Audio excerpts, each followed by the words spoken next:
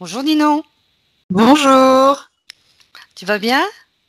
Ah, Bah, écoute, on va commencer, hein, c'est notre première session ensemble. ouais, Je suis ravie de travailler avec toi, on va voir ce que ça va donner. bah oui. Il n'y a pas de raison, ça peut caler. Donc ouais, c'est parfait. Donc aujourd'hui, on va travailler, Ninon, sur la session numéro 90. Mhm. Donc session d'investigation proposée par... Ouais, déjà, ça passe vite, hein. Session, donc, comme tu le sais, proposée par la team Griffasie Academy. Et comme d'habitude, cette session est composée d'une partie fixe, avec des questions imposées, et d'une partie libre dans laquelle nous allons approfondir les réponses que tu m'auras apportées. Mhm. Alors D'accord. tu me confirmes bien que tu ne connais pas le thème proposé aujourd'hui, le sujet du jour? Non?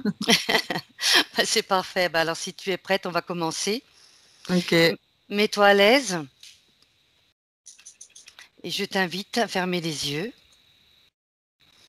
Je vais compter de 10 à 1 et ensuite de 1 à 3. Pendant que je compte, Ninon, je t'invite tout simplement à te détendre et à te concentrer uniquement sur ma voix.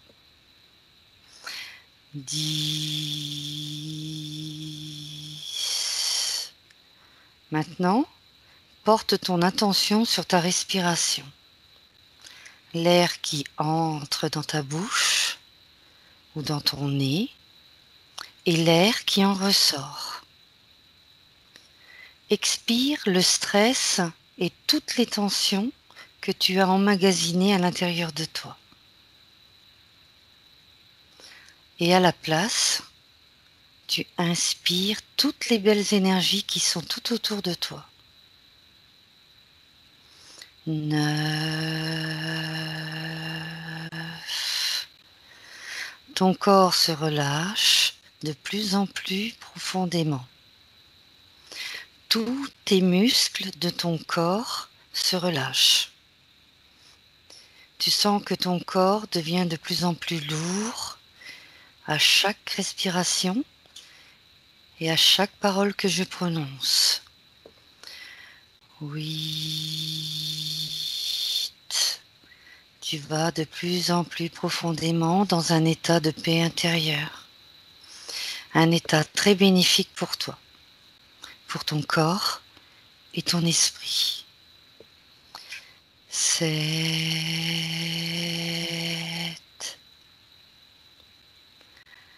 6. 5.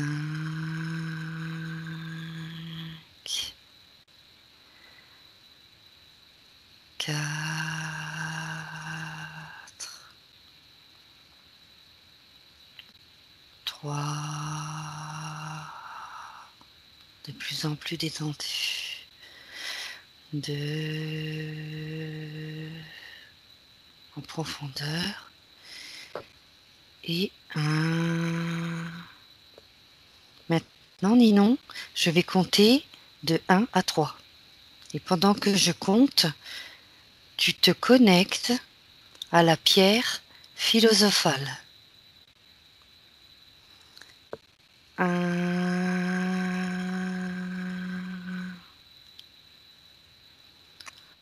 2. Et 3. Comment que ça va, Ninon?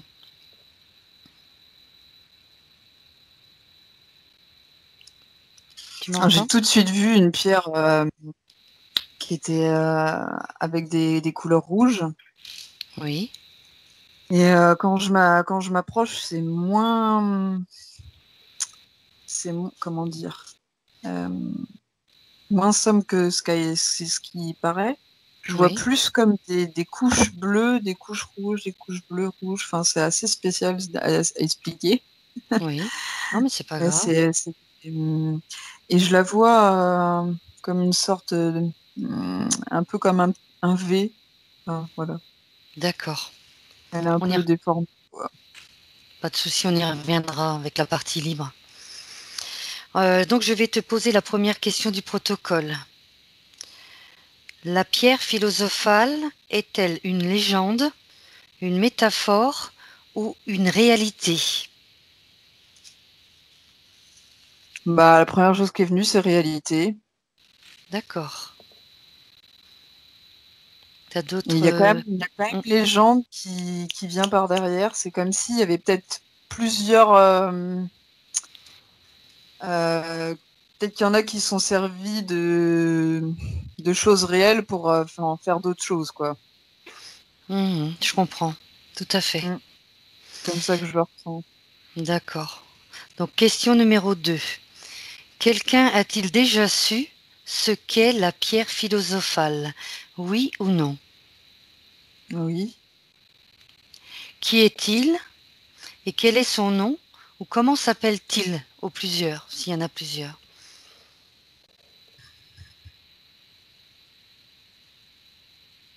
C'est surtout des noms latins qui viennent. Vas-y, dis-moi ce qui te vient. Hum, Bah, c'est bizarre, j'ai Nostradamus, alors que pourtant, rien à voir avec ça. Étrange, effectivement. Mais c'est bizarre. Oui. Hum, Pourtant, le nom du potentiel créateur, il me vient pas du tout, alors que je Oui. le connais. Et là, non. Non. Non, Juste, c'est très antérieur.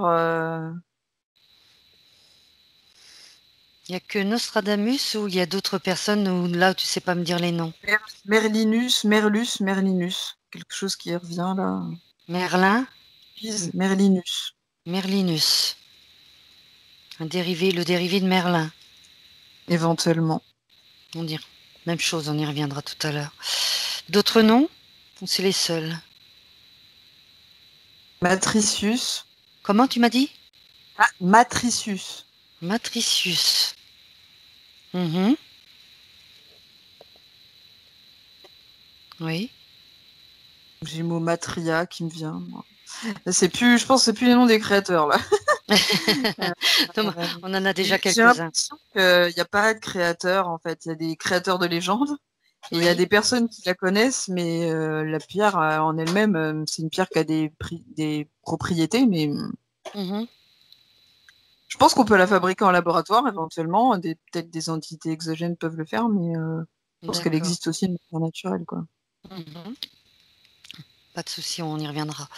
Comment est née la découverte de la pierre philosophale? Alors, je vois quelqu'un qui la tient dans ses mains comme ça, là, directement. Donc, c'est Oui. apparemment c'est possible de la toucher. Et je vois vraiment une espèce de trou profond, comme si ça avait été foré. Et ouais, une espèce de mine, quoi. Ouais. Et par contre, il y a une espèce d'iridescence, je sais plus comment on dit. Oui. Enfin, c'est très irradiant, et une lumière entre le rouge et le bleu, comme qui aussi entre le rouge Lumi- et le bleu, c'est assez impressionnant. Luminescence, c'est ça que tu voulais peut-être dire? La lumière, il Ouais, dégage beaucoup de lumière. ouais, voilà. Et donc, j'ai pas bien compris avec le trou, tu me disais. Je vois au-dessus de la personne qui la tient dans la main une espèce de trou, de tunnel, et, Oui. comme si ça avait été foré. Enfin, c'est l'information qui me vient. Et je vois en bas des espèces, mais c'est marrant. Il y a à la fois une technologie Mhm. assez haute, et puis en bas, je vois des espèces de trucs simples, comme des bacs en bois, avec des minerais dedans. Voilà. D'accord. Je vois deux Oui. technologies complètement opposées, mais bon, pourquoi pas. Mhm. Très bien. Pourquoi est-ce encore un mystère aujourd'hui? C'est pas un mystère pour tout le monde, hein. Mhm. C'est-à-dire? Euh, je sais pas, ce qui me vient, c'est le secret, c'est bizarre. Comme si ça me fait penser à l'histoire autour de la loi de l'attraction, là. Oui. C'est bizarre. Comme si ça allait être dévoilé, peut-être. D'accord. Elle est liée à la loi de l'attraction éventuellement. Très bien. Donc, et ça allait être dévoilé, c'est ça? Bah, les autres aspects de ses capacités, oui, sûrement. Je Mhm, pense qu'elle a des propriétés énergétiques au niveau cristallin qui sont très très fortes. mhm. Ouais, je vois vraiment des trucs. Une pierre très très colorée à l'intérieur, très arc-en-ciel, mais à la fois mat. Enfin, pas mat, mais des couleurs foncées plutôt. Mhm. Très bien. Donc, on poursuit le protocole avec la question numéro 6. Quelles connaissances exotériques et ésotériques sont liées à la pierre philosophale? Bon, bah, je l'ai déjà dit, il y a la loi de Mm, l'attraction. tout à fait. Hum, non. L'éternité, moi, je vois pas du tout ça. Vraiment pas. J'ai plus des capacités.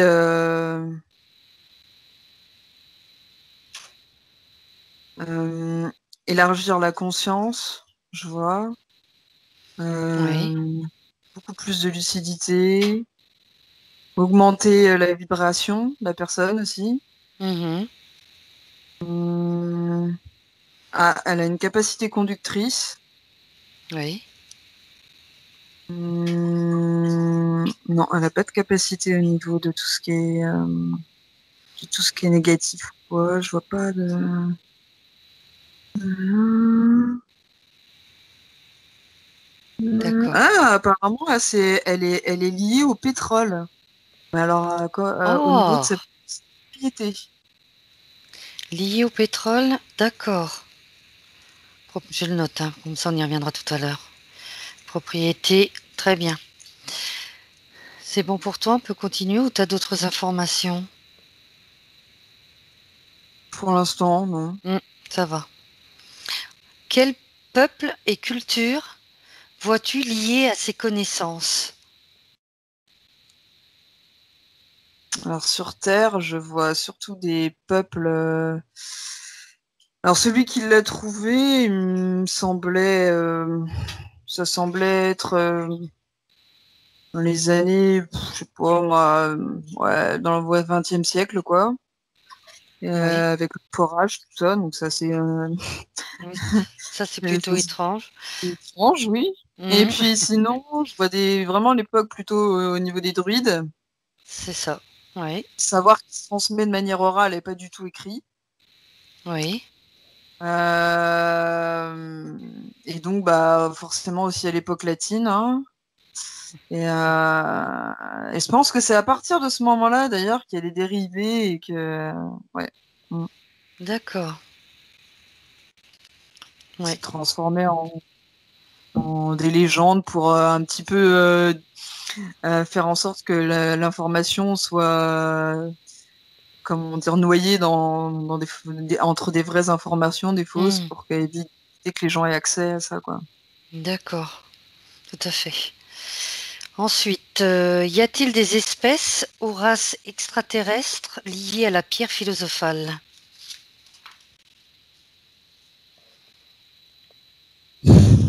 Alors, je vois une race bleue très Hmm, spéciale que je n'avais jamais vue, avec une espèce de longue queue, mais très fine, bleue, et puis une peau du genre, euh, je sais Comme pas le comment. film, comme le film Avatar? Non, j'aurais plus pensé à la substance de l'extraterrestre en cinquième élément, là. Ah oui. Mais par contre, elle a pas son visage du tout, hein, et il est plutôt mastoc au niveau du haut du corps, et très bizarre. Et Mhm, sinon, alors, est-ce que c'est une interférence ou pas? Parce que ça revient souvent chez moi, il y a reptilien, mais bon. Eux, d'accord. ils ont l'air de foutre leurs pattes partout, alors. Oui, c'est vrai qu'ils sont partout. Donc, tu m'as parlé de cette race bleue. T'as pas un nom qui te vient comme ça pour cette race? Bah, ce qui me vient, c'est les anciens, mais moi, je les vois pas du tout reliés aux humains, hein. Si je vais regarder leur ADN. Ah non, non, non, non. Non. Donc, Non, non. donc race bleue avec une longue queue. Assez mastoc, massif au niveau des épaules, c'est ça? J'entends Hunog. Hunog. Très bien. On ira voir. C'est parfait. Ensuite, Ninon, la nature de la pierre philosophale est-elle matérielle ou énergétique? Les deux. Mhm. C'est ce qui me semblait. Je pense qu'elle Rapport. a d'abord été énergétique. Donc tu mettrais en un énergétique et ensuite matériel. Bah, c'est comme si quelqu'un l'avait conscientisé, ouais. D'accord, bah oui, tu parles tout à l'heure de la loi d'attraction. Très bien. Ensuite, question, on est déjà à la question numéro 10. Quelles fréquences sont connectées à la pierre philosophale? Décode-les en fonction de leur polarité.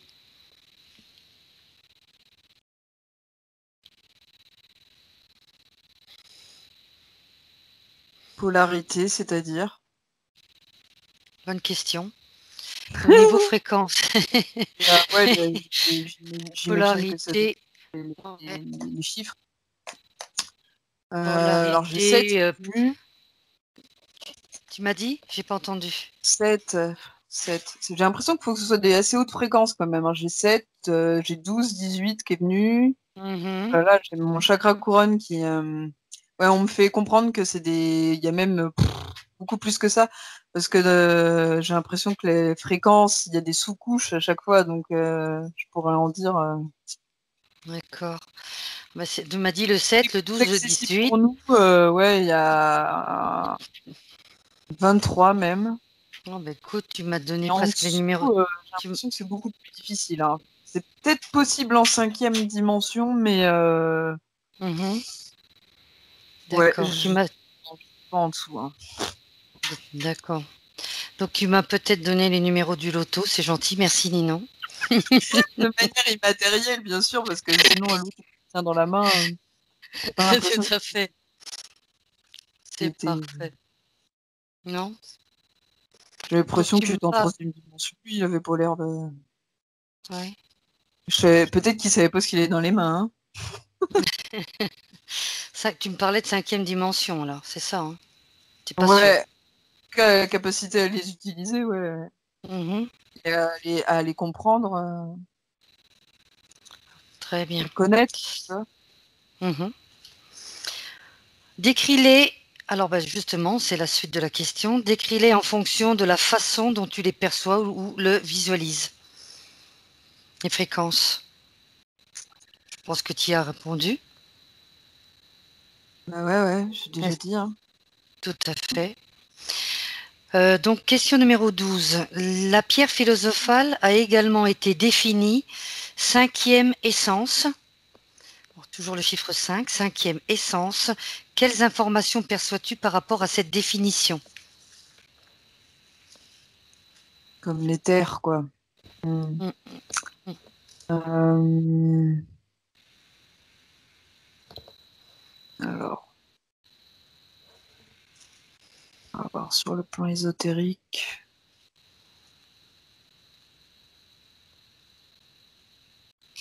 Ouais, j'imagine qu'on pourrait la relier au fluide qui permet la matérialisation des choses, en fait, la concrétisation des choses, que ce soit à n'importe quelle fréquence. Je dis matériel parce que c'est le mot qu'on a pour nous, à notre Tout- fréquence, mais ça tout- pourrait être manifester les choses, quoi. J'ai l'impression que c'est cette énergie qui permet de partir de rien pour aller vers tout. Je sais pas comment dire ça autrement. C'est un peu ouais, compliqué vu que c'est quelque chose de très mhm. haut. D'accord, non mais il n'y a pas de mal. Relié, donc je l'ai noté parce qu'on va y revenir, je trouve que c'est intéressant, relié au fluide qui permet Ouais. la matérialisation. Je la vois très reliée aux énergies arc-en-ciel aussi, Mhm. au niveau des couleurs. Ouais. Arc-en-ciel, ouais. Depuis tout à l'heure, je vois une espèce de ville là qui ressemble au Mont-Saint-Michel, un truc trop bizarre. Je sais pas c'est quoi. D'accord. Ça va peut-être relié à un lieu, je sais pas. Ah, relié. Un lieu, oui. Très bien.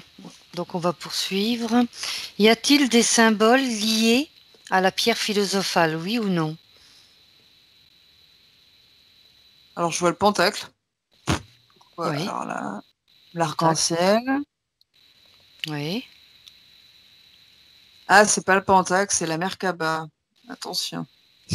Ah, il est Attention. comment? Il est comment ce symbole? Dis-moi, Merkaba, je connais pas. C'est deux pyramides qui sont imbriquées légèrement les unes dans les autres, des pyramides inversées qui sont imbriquées légèrement les Ça unes dans y les est, autres. je vois, oui. D'accord. Donc le Merkaba, l'arc-en-ciel, t'en vois d'autres? Un cercle, Oui. Ouroboros. Ouais, Ouroboros. Ouais, Oh, ça a l'air lié à l'alchimie quand même, hein. Mhm. oui, Mhm. oui. Ouais, ouais. Est-ce que je joue d'autres choses? Non, pour l'instant, non. C'est déjà pas mal. Ensuite, question numéro 14. Quelle signification ont les symboles que tu as perçus? Alors, si on commence par le Merkaba. Bah, c'est ça, le fluide, en fait, qui permet le Merkaba, ça permet de voyager, hein, d'une fréquence à l'autre. Donc, c'est comme si ce fluide-là bah, permet, ouais, une espèce permet de faciliter sûrement l'élévation de conscience. En tout cas, il est présent dans dans beaucoup de fréquences. D'accord. Hum, L'arc-en-ciel. Ça, c'est le fait, je dirais, l'unité collective. Capacité à, elle a plusieurs propriétés qui sont complémentaires et qui permettent l'unification. Ouais, voilà. Oui, l'unité, Qui est, l'unification. qui est relié au cercle d'ailleurs, qui parle de l'unité. Mais là, l'Ouroboros, c'est quand même la notion quand même de cycle et de réincarnation. Donc là, c'est le serpent qui se mord la queue. Donc c'est encore autre chose là. Ouroboros. Mhm. Ouais. Je le verrai un peu plus, de manière un peu moins légère, un peu plus lourde, peut-être dans la réappropriation de la pierre. Ouais, Donc plutôt côté négatif, le Roboros. ouais, ouais, un peu plus, ouais. D'accord. Enfin, pour nous, en tout cas. Pour le Mhm. fonctionnement humain, quoi. Et le cercle, tu m'as dit? Bah, le cercle unité, quoi. Même chose que l'arc-en-ciel, quoi. Ouais. On les mettra ensemble. D'accord. C'est parfait. Et enfin, dernière question du protocole. Quelles sont les caractéristiques et les capacités de la pierre philosophale? Je crois que je l'ai dit tout à l'heure, non? Tu as parlé de caractéristiques tout à l'heure. Quelles sont les capacités de la pierre? Alors, dans les caractéristiques, oui, tu as parlé de la couleur, pierre couleur, de couleur rouge, couleur bleutée, rouge. Ouais, ouais, je vois une Ah, pierre, en fait, les qui... capacités, après, tu parlais de capacité. Dans la capacité, il y a plusieurs choses que tu as dites. Loi d'attraction, élargir la conscience, augmenter les vibrations. Voilà, c'est plutôt dans ce sens-là.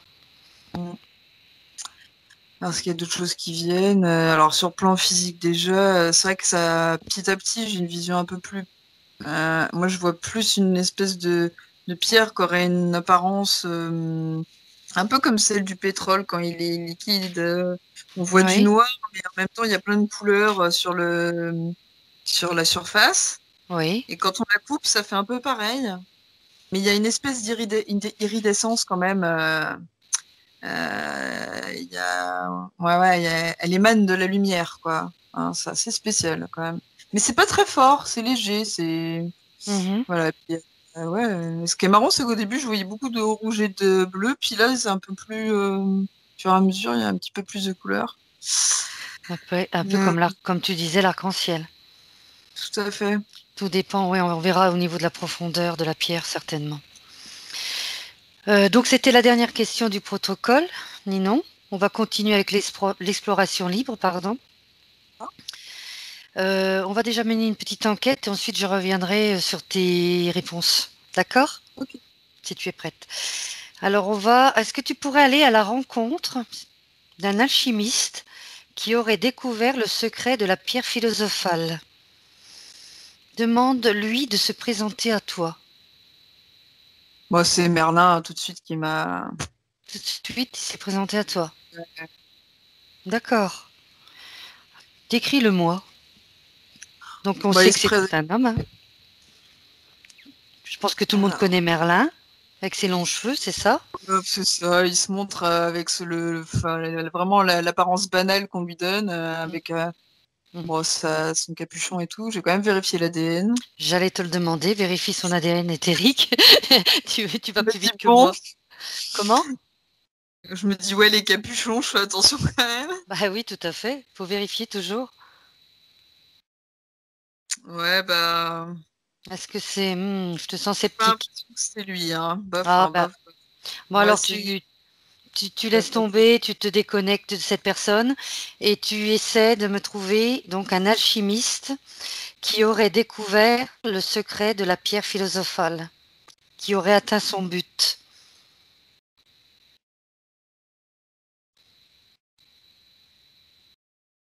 Alors là, je vois un homme qui est habillé de Mhm. rouge. C'est une époque plus récente. Je dirais ouais, 16e siècle. Oui, Alors il est avec ses petits. oui. Tu peux le décrire? À lui, alors il a une espèce de chapeau en tricorne rouge là, et avec des espèces de gros, comment on appelle ça, des coutures jaunes. Oui, Il n'a pas l'air d'être du bas peuple, hein. d'accord, Hein. Donc peut-être qu'il, ouais, j'ai l'impression qu'il travaille pour quelqu'un d'important quand même. d'accord. Et parce qu'il a quand même pas mal de matériel, je vois bien. Oui. Et Vérifie, vérifie quand même son ADN éthérique. Et puis, si tu as son nom, ce serait très bien. ouais, alors déjà on me dit bien qu'il est humain. Ouais. Mhm. Et son nom, Maximilien. D'accord.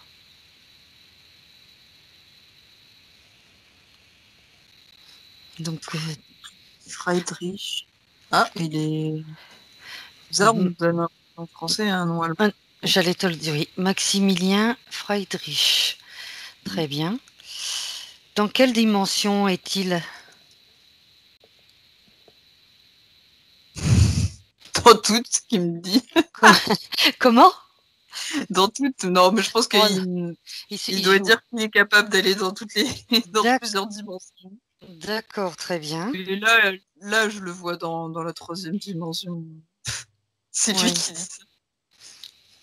très bien. Et tu peux regarder, si tu peux me dire si c'est un être spirituel, éveillé, connecté à sa véritable nature? Non, j'ai pas Ah, l'impression. non. Son aura est de quelle couleur? Elle est verte.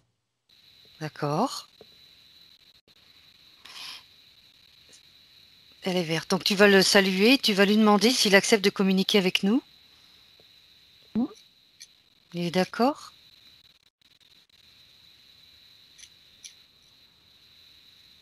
Oui, mais il me dit qu'il faut pas que ce soit trop long. Oh, Il est en train de travailler. non, j'ai deux petites questions, ça va aller très très vite. Pas de souci. Alors, quel message peut-il nous donner sur la pierre philosophale?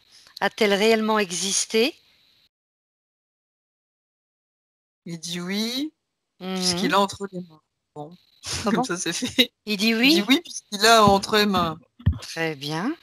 Il fait très hautain, hein. Oula. Bah, justement, est-ce qu'il peut nous décrire les différentes étapes du processus alchimique? Et il me dit que lui, en fait, il la fabrique. Il l'a pas trouvé, il la fabrique. Il utilise un savoir ancien, en fait.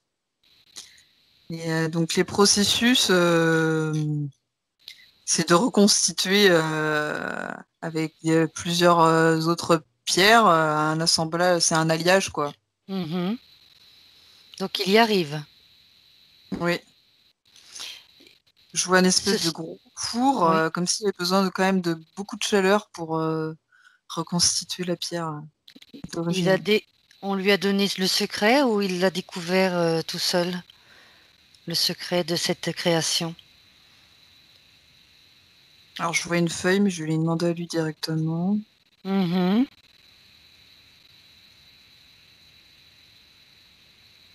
Lui me dit tout seul. Tout seul. Et j'ai l'impression qu'il est vieux. Ouais. C'est-à-dire, Ben, vieux sous son âme. il est plus vieux que la plupart des humains, quoi. Mm. Hmm. D'accord. Donc il l'a découvert. On lui... À lui, j'ai l'impression on est bien dans la troisième dimension, mais que dans cette dimension à lui, les gens vivent plus longtemps, ou alors lui, il arrive à le faire, en tout cas. Oui. Peut-être, demande-lui, c'est peut-être grâce à la pierre philosophale qu'il est devenu certainement immortel. C'est ça que tu veux dire, Ninon? Parce que c'est pas ça. Il me dit qu'en partie, oui, c'est l'émanation de la pierre qui peut aider à rallonger un peu la vie, mais il n'y a Mhm. pas que ça. Il y a aussi certaines prises de conscience. D'accord. Mm. Et, et donc il fabrique les pierres pour qui? Pour lui ou uniquement? Non, non, non, il travaille sous les ordres il est le vassal d'un roi, quoi, j'ai l'impression. D'accord. C'est tout? But, c'est quoi son nom? Ce serait...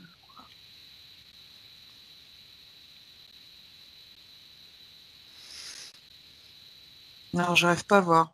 Non, mais c'est pas Bon. grave. C'est pas grave. Donc c'est déjà quand même des bonnes informations concernant cette pierre. Et après, si tu veux bien remonter, c'est pas remonter, avance dans le temps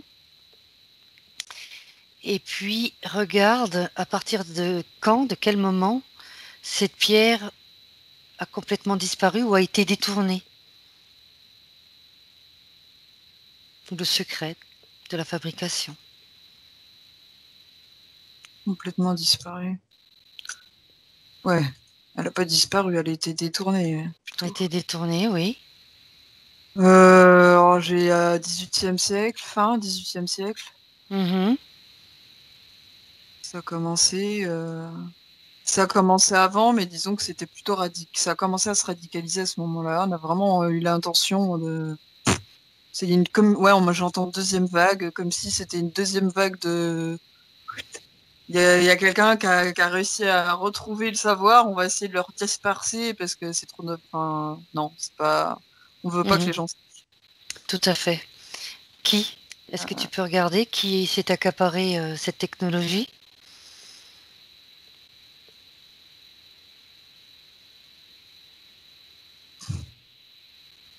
Sur les mêmes. Je me doute bien. Ouais. Ouais. C'est Mm. Très bien. bon. Tu veux pas, tu veux pas le Voilà. dire. Toujours les mêmes au-dessus de la pyramide. C'est ça que tu veux dire? Ouais, c'est ça, ouais. Je sais pas, ils sont venus directement, hein, bam. Bon. Très très bien. Parfait. Donc on va terminer avec cette personne, avec Maximilien Friedrich. Je ne sais pas si je prononce. Juste avant de terminer avec lui, quel conseil ou enseignement peut-il nous donner?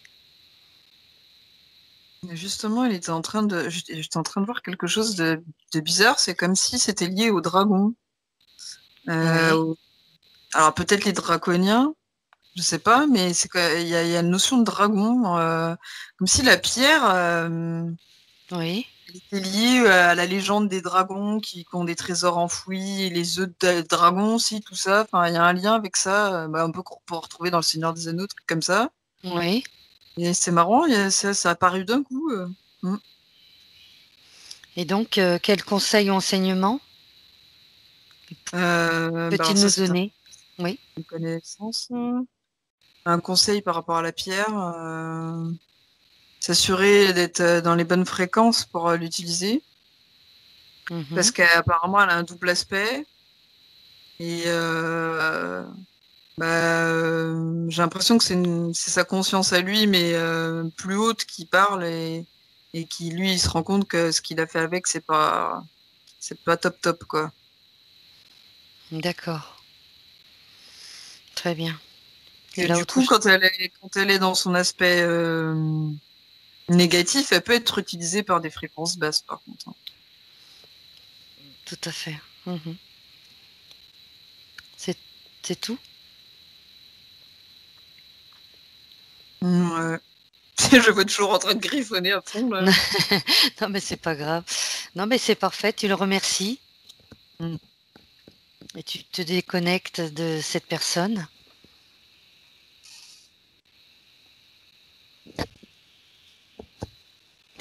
C'est bon pour toi? Mm. Peux-tu faire maintenant, Ninon, si tu veux bien, parce qu'on en vient par rapport à tes questions, à tes réponses de tout à l'heure, faire un focus sur cette pierre philosophale. Mm. Qu'a-t-elle de si particulier? Tu disais tout à l'heure qu'il y avait une partie sombre, après plus claire, etc. Est-ce que tu peux m'en dire un peu plus sur cette pierre? Elle est plus utilisée par des êtres d'autres fréquences, mais j'ai l'impression que selon là où elle se trouve, elle peut baisser enfin, elle est capable de s'adapter à tout, en fait. Et on peut s'en servir pour des choses. Quand j'ai dit ses capacités tout à l'heure, il y avait que du positif, mais apparemment, on peut comment dire, il y en a qui ont trouvé j'ai l'impression de trouver un moyen de modifier ses propriétés ou ah non, voilà. Le mot qui me vient, c'est séparation. Comme si on avait Oui, séparé ses propriétés, on en avait fait des choses négatives. Ouais, voilà. d'accord, Comme si on l'avait énergétiquement.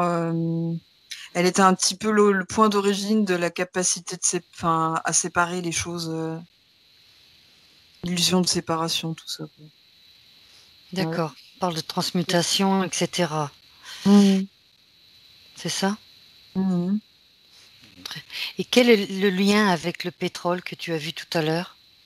Est-ce que tu peux approfondir ce Ça, que c'est tu as vu? des couleurs, ça m'a son aspect. Ah, ça t'a fait penser au pétrole. Ouais. Est-ce qu'il y a Donc cette pierre, en faisant un focus sur cette pierre, tu peux me dire de quelle matière elle est exactement?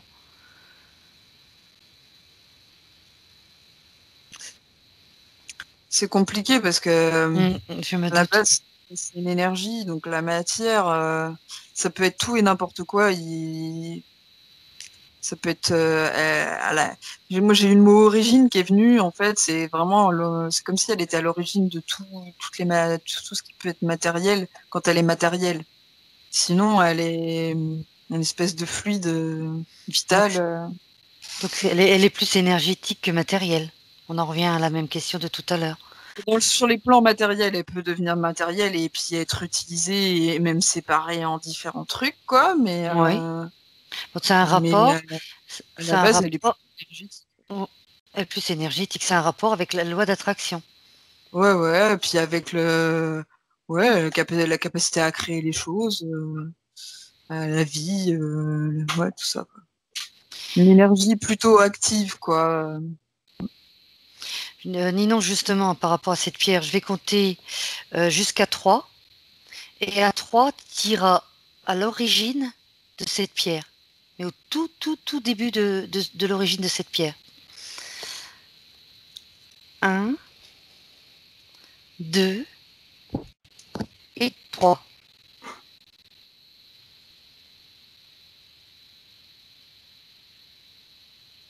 Qu'est-ce que tu perçois? Ou Je vois une espèce visualises-tu? de boules d'énergie, comme des cercles qui dansent les uns contre les autres, comme les bracelets avec plein de cercles là. Et c'est un Oui, peu la même chose, et ça tourne. C'est une énergie très brillante, très, très pure. Mhm. Et, elle diffuse une espèce de... C'est pas du tout comme la source, hein, enfin, moi, je vois vraiment ça comme beaucoup plus petit. Et puis, Mhm. c'est une espèce de rotation comme ça dans tous les sens. Une espèce Oui. d'énergie, justement, vous parlez d'action, quelque chose qui impulse de l'énergie, du mouvement. Mm. Et c'est ça qui permet de créer des fréquences, créer le mouvement, euh, ouais, de Elle est, créer elle, et manifester, j'ai l'impression. elle est reliée à la source, cette énergie?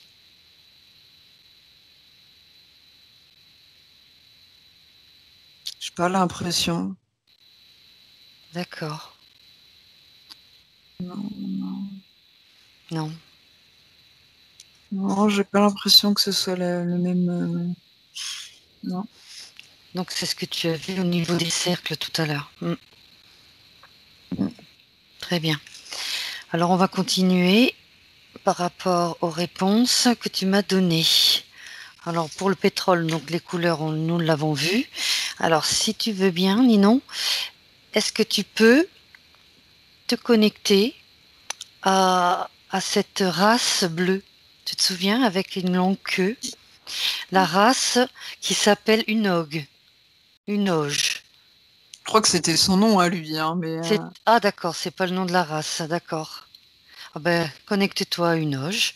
S'il s'est présenté tout à l'heure, il le refera de nouveau. C'est qu'il a quelque chose à te dire.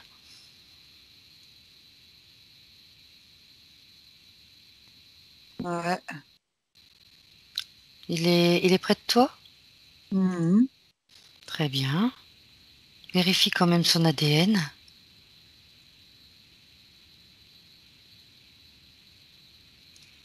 Ouais, je vois une ADN bleue. Non, Mhm. c'est pas des hostiles, hein, en tout cas. Enfin, c'est pas ce que je ressens. D'accord. Est-ce qu'il a des informations à nous donner sur la pierre philosophale?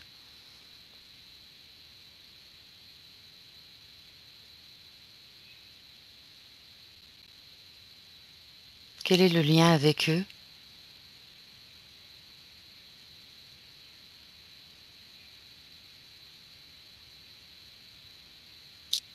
Alors, j'ai entendu créateur. D'accord. Hmm. Donc c'est eux qui ont amené la pierre philosophale. Alors, si je comprends bien, c'est eux qui ont réussi à la matérialiser. Très bien. Ils sont à l'origine de la matérialisation de ta. Très bien. Voilà. Disponible dans les dimensions matérielles. Voilà. J'ai Mhm. mis du temps à piger, mais c'est bon. Donc ils sont à l'origine. Comment ont-ils fait?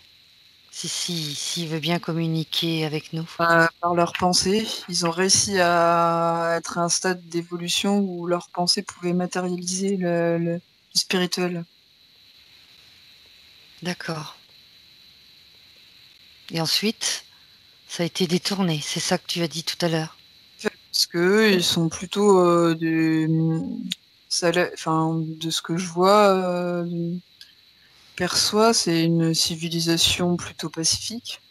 Et Oui. ça a été détruit comme beaucoup de choses. Ah ben, est-ce que cette race ont déjà été sur Terre au tout Non, j'ai pas début l'impression. Non, non. Je Non? Avant l'humanité et n'ont pas été sur Terre. pense que c'est importé par d'autres êtres exogènes, hein. D'accord. C'est pas du tout en lien avec la Terre. Non, non. Mhm. Très bien. Donc, toujours la pensée, la loi d'attraction, l'énergie créatrice matérielle. On en Mhm, revient toujours à la même chose. Très mhm. très bien.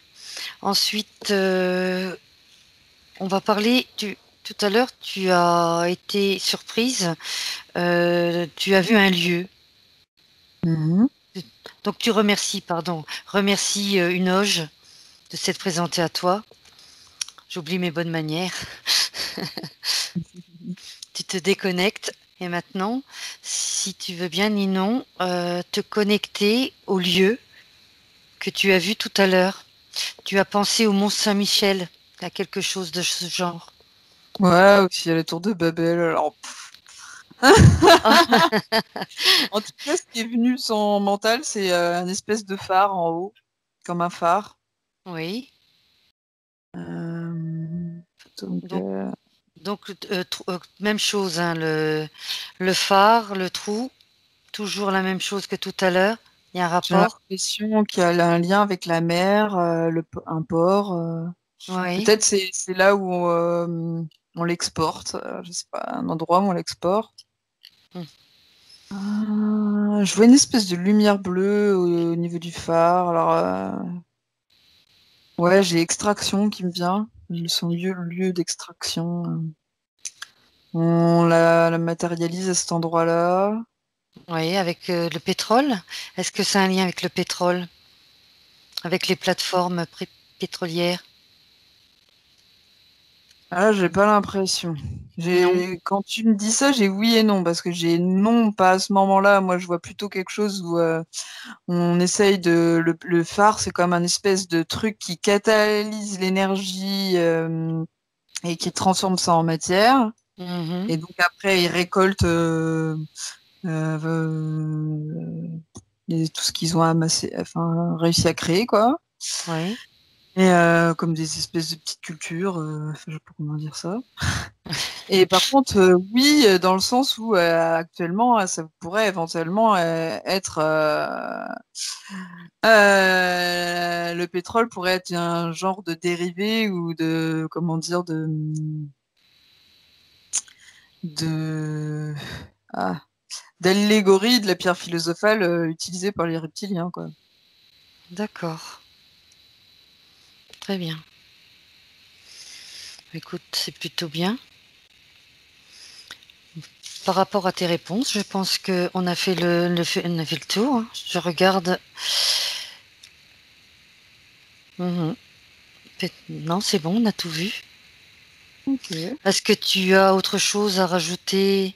Est-ce que tu as vu autre chose? Hmm. Non, non, non. Non? Ah, C'est c'est pas. parfait. Bah, écoute, on a fait le tour du sujet. Je pense que c'est très bien. Tu m'as apporté pas mal de réponses.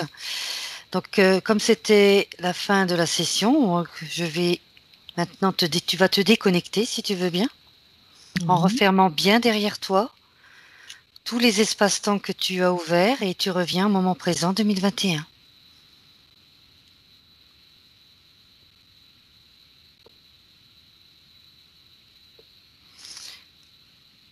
Dans un instant, je vais compter, Ninon, de 1 à 3. Et pendant que je compterai, tu reviendras complètement dans ton corps physique, ici et maintenant, complètement ancré à l'intérieur de ton corps et parfaitement équilibré.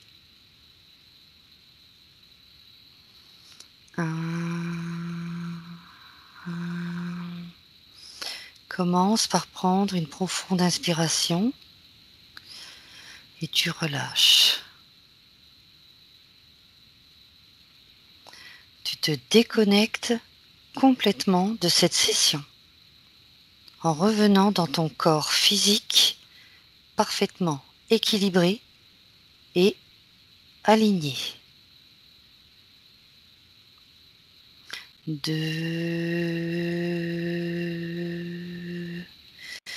De plus en plus réveillé, tu commences à bouger ton corps, tes mains et tes pieds. Et 3. Tu peux ouvrir les yeux, Ninon, te sentant complètement de retour et très très très bien. Comment tu te sens maintenant? Ça va? Bien réveillé? Ah ouais. Benvenuto a questo nuovo video di Disclosures. Oggi parliamo della cosiddetta sessione di ipnosi investigativa. In realtà non esiste una sessione di ipnosi investigativa. Non che non si possa fare investigazione di ipnosi, però è che non esiste una sola sessione di ipnosi per dire si è fatta investigazione. per prendere quell'informazione come buona. Perché? Sappiamo intanto che l'informazione che arriva in ipnosi è molto contaminata. La percentuale di inquinamento dell'informazione è altissima. Pensate a questa informazione che viaggia per tantissime dimensioni, attraversa densità, passa per coscienze che volontariamente o involontariamente possono distorcerla. E poi arriva infine alla persona che sta in ipnosi, che ha una coscienza, ha una mente, ha un'esperienza e interpreta questa informazione secondo la sua struttura mentale, secondo le sue credenze, che per quanto si possa essere più o meno liberi mentalmente, liberi pensatori, sempre c'è una parte subliminale che interpreta in base all'educazione ricevuta, alla cultura e perché no, anche tutte le esperienze di esistenze passate che ancora lasciano un segno in noi. Per capirci, è come se dovessimo parlare con un'altra persona immersi nell'acqua, a qualche metro di distanza, cercando di utilizzare un mezzo, che è quello della corda vocale, che è fatto per produrre suoni da trasmettere nell'aria. Noi stiamo utilizzando questo strumento per far passare un'onda sonora nell'acqua o in un liquido. Chiaramente il suono viene completamente distorto, sempre ammesso che sia per il nostro corpo facile e non difficoltoso poterlo fare senza avere dei problemi come ingurgitare acqua o eccetera. Ma non solo. Supponiamo che per questo tipo di comunicazione utilizziamo anche due lingue diverse, per esempio un italiano e un russo o un giapponese. Per quanto possiamo anche interpretare il labiale, non possiamo capire quello che ci sta dicendo, perché la lingua è diversa. La lingua, diciamo, da dove parte l'informazione a dove arriva è completamente diversa, il codice, il linguaggio è diverso, ma possiamo anche cercare di capirci attraverso i gesti, attraverso le espressioni facciali. Per quanto sia ipoteticamente facile poterlo fare sott'acqua, però non dobbiamo dimenticare che l'acqua non è l'aria e può distorcere l'immagine, ma non solo. Dobbiamo anche pensare che l'altra persona, che parla un'altra lingua, che viene da un'altra cultura, potrebbe interpretare i segnali che noi interpretiamo come X in Y. Per noi un sì è abbassare la testa dall'alto verso il basso, per esempio, sì, e il no da sinistra verso destra, no. In alcuni paesi orientali, come le Filippine credo o qualcun altro, utilizzano esattamente gli stessi segni, ma al contrario. No, sì. Immaginate due persone di queste due culture che stanno cercando di comunicare in maniera così difficoltosa e alla fine non gli rimane altro che interpretare il linguaggio corporale. Sì, che per l'altro invece no. Cosa voglio dire con questo esempio estremo? Che l'informazione da dove parte a dove arriva viene completamente deformata. Non sappiamo esattamente quale percentuale perché ogni situazione è a sé stante, però la percentuale di inquinamento, di distorsione, di contaminazione di questa informazione è assolutamente alto. Quindi fare una sessione investigativa, mettere una persona in ipnosi e chiedere di Tizio Caio Sempronio di una situazione o chiedere certi dati è assolutamente controproducente, è assolutamente inutile. Quindi vi chiederete cosa fate allora voi quando fate ipnosi, quando fate delle domande, quando cercate delle risposte e con queste informazioni che vi arrivano lavorate sulla situazione esoterica del cliente.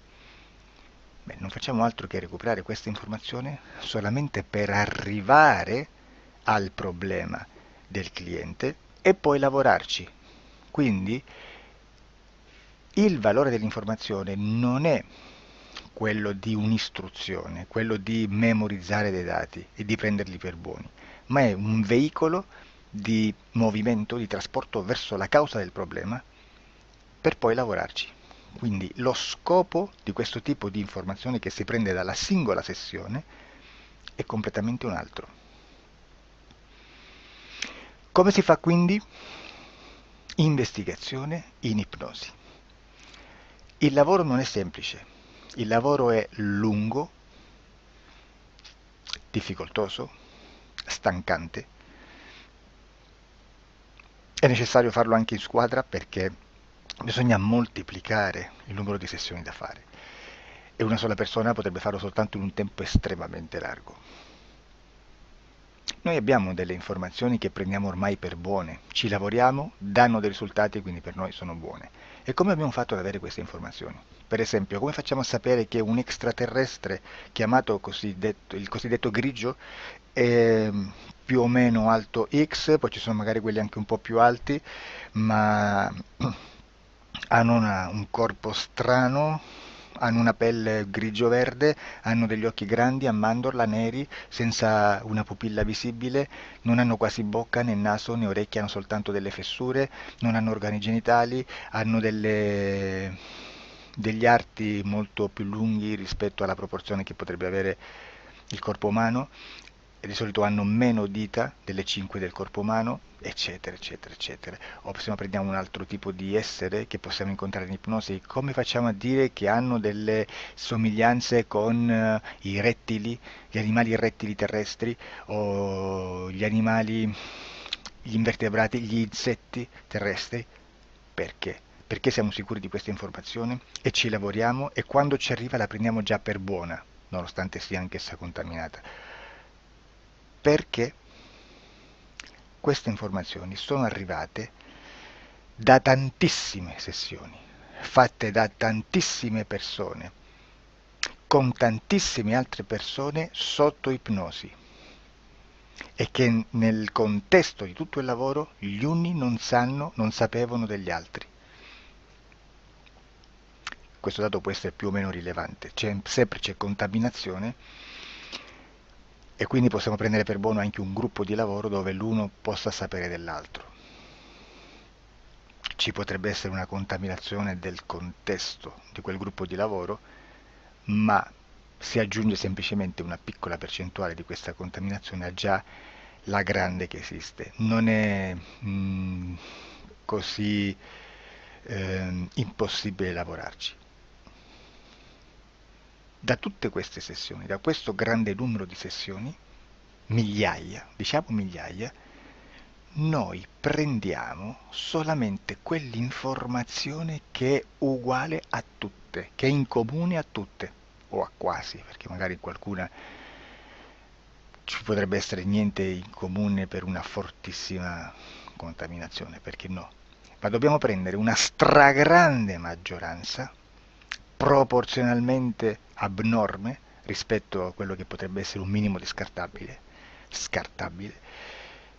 e lì possiamo prendere per buona questa informazione. Quindi se noi su 10.000 persone diverse, con operatori anche diversi, in cui in ogni sessione vediamo un essere che più o meno ha le stesse caratteristiche del grigio o dell'insettoide, a forma di mantide religiosa, o il rettile a forma di lucertola, per esempio, di serpente o di quello che sia, o se vediamo il pianeta Marte più o meno di colore rosso, o se vediamo dei sotterranei eterici, non fisici, nel sottosuolo terrestre, soprattutto sotto le grandi città, dove c'è concentrato molto potere, molta energia di questo tipo, e che più ne hai più ne metta. Se vediamo degli impianti che hanno certi tipi di funzioni, certi tipi di forme in certe parti del corpo, e questa informazione la ritroviamo tutta o quasi in tutte le sessioni fatte, eseguite, realizzate da tanti anni a questa parte, significa che quella è una informazione affidabile. E vi posso garantire che stiamo parlando di una percentuale bassissima. Su un 100% staremo, credo, forse più in basso di un 2-3%. Immaginate, tutto il resto è spazzatura, è informazione spazzatura. Sì, spazzatura.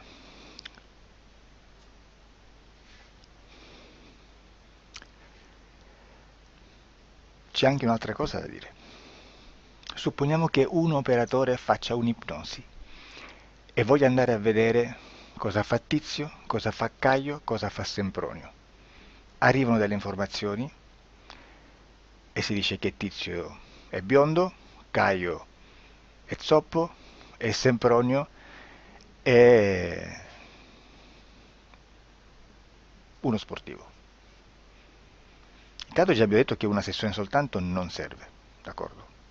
Ma poi c'è da dire che una coscienza, un essere, in ambiente subliminale, la sua parte subliminale potrebbe non dare autorizzazione a questa fuoriuscita di informazioni. Mi potreste dire, e allora tu quando chiedi agli esseri cosa fanno, cosa non fanno? Beh, intanto la prendo sempre con le pinze perché abbiamo sempre detto che tutto è molto contaminato e mi serve solo per dirigermi da una parte. Ma c'è anche da dire che se un essere interferisce con l'altro, ha aperto un canale di comunicazione a cui non può ovviare, a meno che non lo recida, non lo annulli. Quindi quando io faccio la domanda a un essere, se lo faccio attraverso l'interferito, mi arriva l'informazione per un canale aperto che sottostà alla volontà dell'interferito.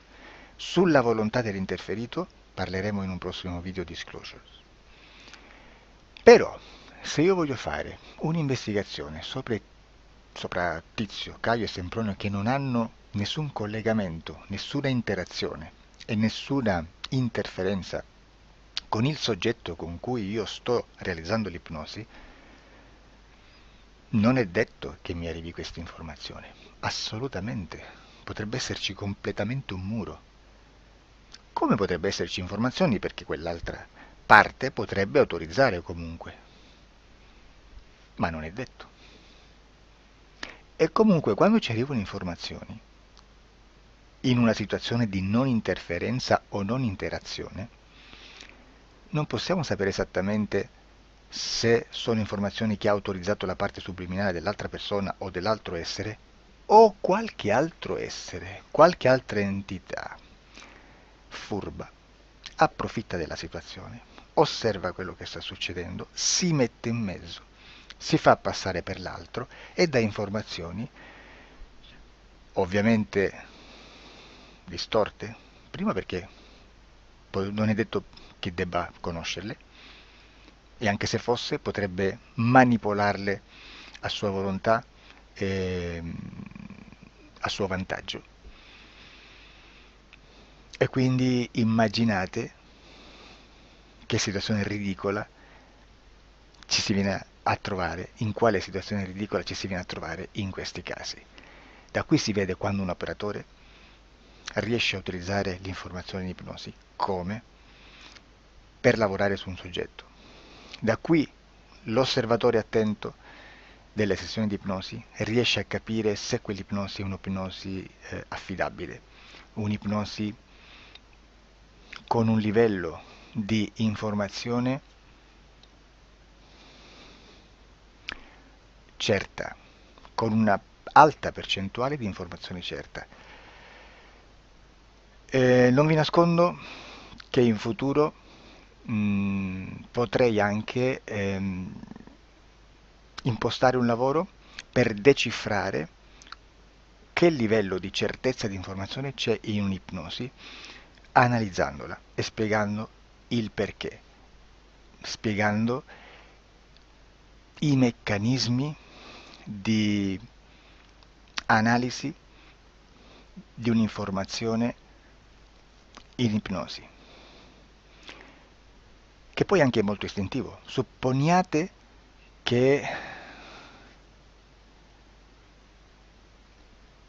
che dobbiamo cercare un'informazione su internet, per esempio un fatto di cronaca. Voi preferite mettervi su un sito ufficiale?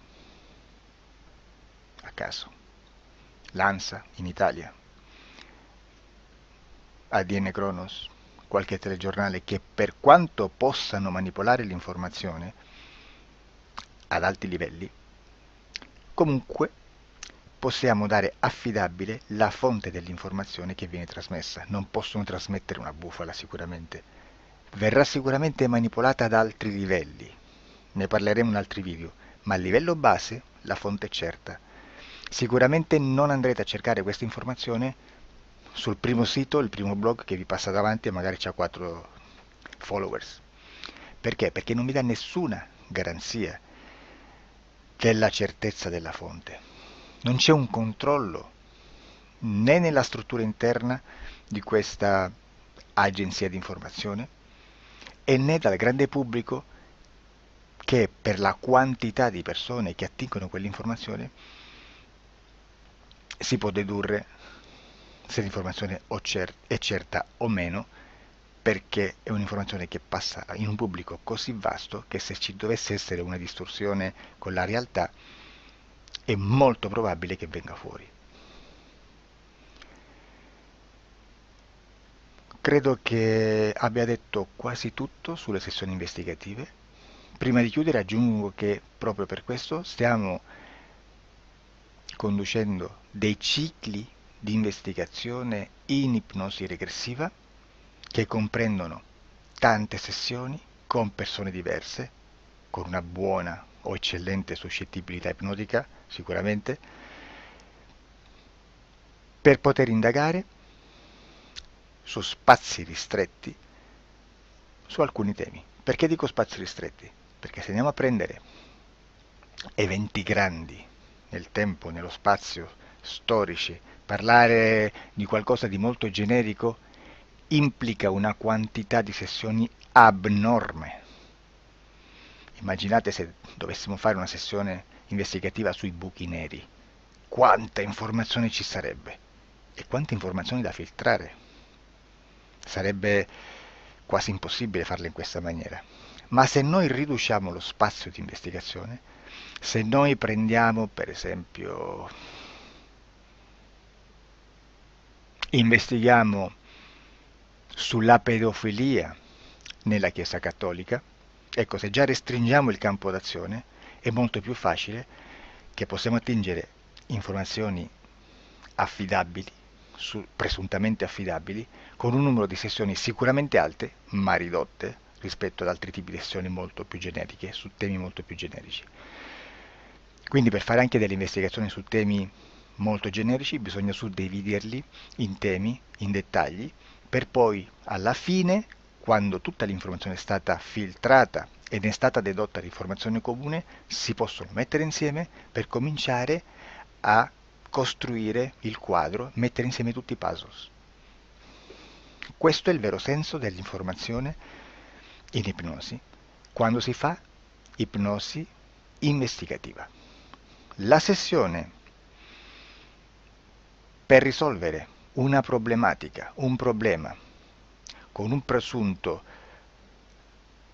una presunta origine esoterica di un cliente, di una persona, è un'altra cosa, sono altri metodi, altre tecniche e l'informazione si usa in un'altra maniera, ha un altro scopo. Grazie, ci vediamo al prossimo video. Disclosure.